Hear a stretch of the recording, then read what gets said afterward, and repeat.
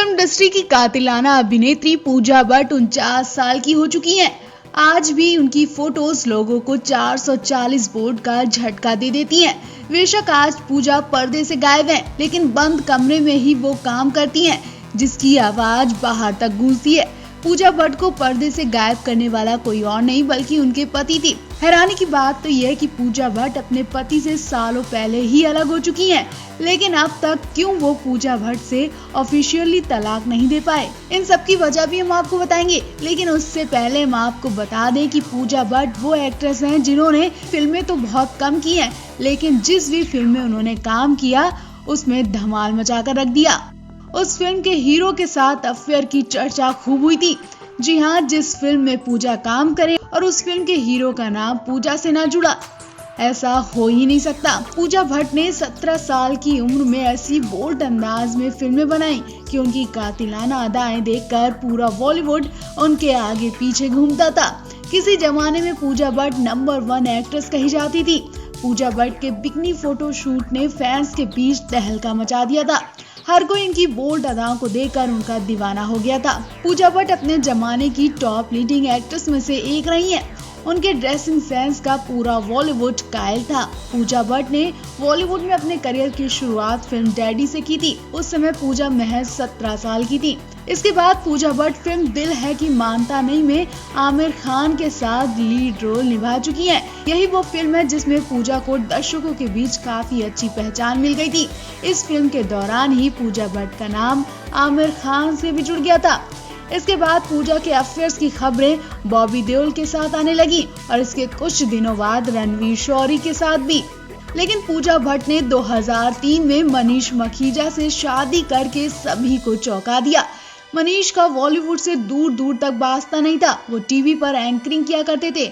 हरियाणा के रहने वाले मनीष पूजा भट्ट को पहली फिल्म पाप के सेट पर मिले थे।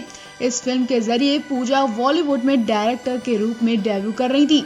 इस फिल्म में एक पाकिस्तानी बैंड को काम करने के लिए मनीष ने जिस तरह से राजी किया था, उसकी पूजा मुरीद हो गई थी। फिल्म के दौरान ही दोनों की नजदीकियां बढ़ी और कुछ दिनों बाद ही दोनों ने शादी कर ली। लेकिन अफसोस कि इनकी शादी ज्यादा दिन तक चल नहीं पाई। दोनों के ख्यालात एक दूसरे से काफी अलग थे। दोनों के लाइफ स्टाइल में भी काफी अंतर था। पूजा ने एक इंटरव्यू के दौरान कहा था कि वो दोनों झूठ की दुनिया में जी रहे हैं। इस वजह से उन्होंने सहमति से अलग होने का फैसला लिया है। कहा जाता है कि मनीष ने पूजा भट्ट को अभिनेत्री से डायरेक्टर की तरफ खींचा, क्योंकि वो नहीं चाहते थे कि उनकी पत्नी पूजा पर्दे पर काम करे। खैर, पूजा डायरेक्टर की दुनिया में भी सफल नहीं और अब तक वो कई सफल फिल्में डायरेक्ट कर चुकी हैं। इस तलाक के पीछे रणवीर शौरी भी जिम्मेदार थे, क्योंकि रणवीर पूजा के पहले क्रश थे, जिसे शायद वो शादी के बाद भी भुला नहीं पाई थी। 2003 में जब पूजा फिल्म जिस्म बना रही थी, इस फिल्म में रणवीर का भी छोटा सा रोल था। दोनों के बीच वहीं से मुलाकात का सिलसिला शुरू हो गया। लेकिन रणवीर को नशे की आदत थी, जिस वजह से वो अक्सर पूजा के साथ मारपीट किया करते थे। इस बात का पता जब पूजा के भाई राहुल को चला तो उन्होंने रणवीर की जमकर पिटाई कर दी। इसके बाद रणवीर ने हमेशा के लिए पूजा से अपना रिश्ता तोड़ दिया और आज पूजा अपने पिता महेश भट्ट, मां सोनी राजधानी और बहन आलिया के साथ रहती हैं। और फिर पूजा और उनके पिता महेश भट्ट के बीच जैसे रिश्ते रह चुके हैं वो तो शायद आप सभी जानते हैं। एक्टर सुशांत सिंह राजपूत के बाद फिल्म मेकर महेश भट्ट लगातार सुर्खियों में। ऐसा पहली बार नहीं हुआ जब महेश भट्ट चर्चा में आए हैं। सुशांत से पहले ही महेश भट्ट ने कई ऐसे कांड किए हैं जिससे वो कई बार विवादों में आ चुके हैं। जी हाँ, अपने अफेयर से लेकर बेटी के साथ संबंध बनाने पर भी महेश भट्ट विवादों में रह चुके हैं। महेश उस वक्त भी सुर्खियों में आए थे जब वो एक्ट्रेस प्रवीण बॉबी को डेट करते थे और प्रवीण के साथ रिलेशनशिप के बाद महेश की जिंदगी तो सुधर गई थी, लेकिन प्रवीण की जिंदगी में बड़ा तूफान आ गया था। जिस एक्ट्रेस की जवानी का जादू हर किसी के सिर चढ़ रहा था, उस एक्ट्रेस पर महेश भट्ट का दिल आया था। जी हाँ, 80 के दशक में प्रवीण बॉबी सबसे ज्यादा खूबसूरत और बोल्ड एक्ट्रेस बनी थी। हर प्रोड्यूसर, एक्टर, डायरेक्टर प्रवीण के साथ काम करने को तरस रहा था। प्रवीण बॉबी हर किसी की पहली पसंद थी और महेश भट्ट ने तो प्रवीण बॉबी के लिए अपनी पहली पत्नी और बेटी पूजा तक को छोड़ दिया था और वो प्रवीण बॉबी के साथ रहने चले गए थे। उस वक्त हर किसी ने महेश भट्ट को बुरा भला कहा था। दरअसल महेश भट्ट के रिलेशनशिप के कुछ समय बाद प्रवीण बॉबी इतना बड़ा नाम बन गई थी कि उन्होंने कुछ ही समय में विदेशों की यात्रा शुरू कर दी थी और एक बार ऐसी खबरें आई कि वो अमेरिका सेटल हो गई। 1984 में जब प्रवीण को न्यूयॉर्क के एक एयरपोर्ट पर रोका गया तो उस वक्त उनका बर्ताव बदला सा महसूस हो रहा था। कुछ पहचान पत्र ना दिखा पाने की वजह से प्रवीण को कई दिनों तक मानसिक रूप से बीमार लोगों के साथ अस्पताल में रख दिया गया था और उसके बाद से प्रवीण बॉबी भी मानसिक रूप से परेशान रहने लगी थी। वो ऐसा महसूस करने लगी थी कि कोई उन्हें मार देगा। उनके दिमाग पर बुरा असर पड़ने लगा था। वो किसी के पास नहीं जाती थी। जब भी उन्हें कोई कॉल या मैसेज आता था तो वो उसे रिकॉर्ड करने लगी थी और मीडिया को बताने लगी थी।